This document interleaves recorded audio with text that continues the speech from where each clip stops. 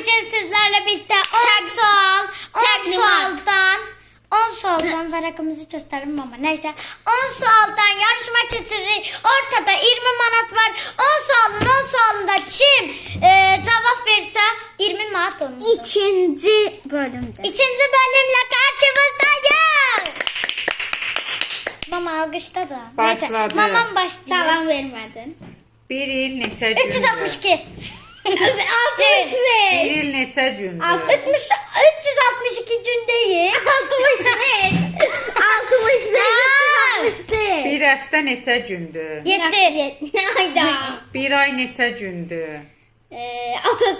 2. Bir ildə neçə fəsil var? 4. Bir saat neçə 20. dəqiqədir? 60. Bir gün neçə saatdır? 24. Bir dəqiqə neçə saniyədir? 60.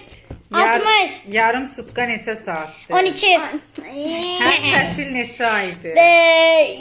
3. 12. 3. Bir il neçə aydır? Bir il. Bayaq dedi. Bir ildə neçə 12. ay var?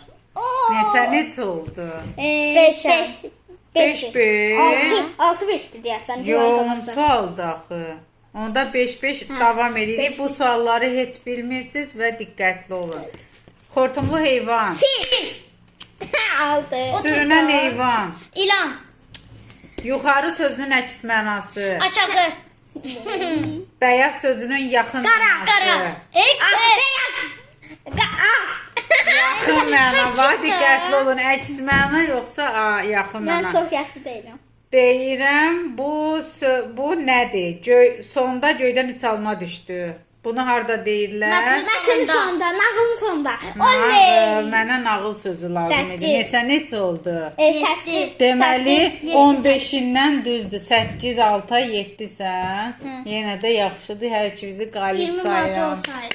20 manat ona verirsən. Alqış. Əslində hər ikisi bu sualların cavabını bilir. 15 sualdan 8 6 20 7 manat bilər, amma hər qardaşımdır. ikisi də çox 20 manat savadlıdır deyə qardaşımdır, mən də yarışmacılarımız o qədər güclüdülər ki, çox çətinlik çəkilir.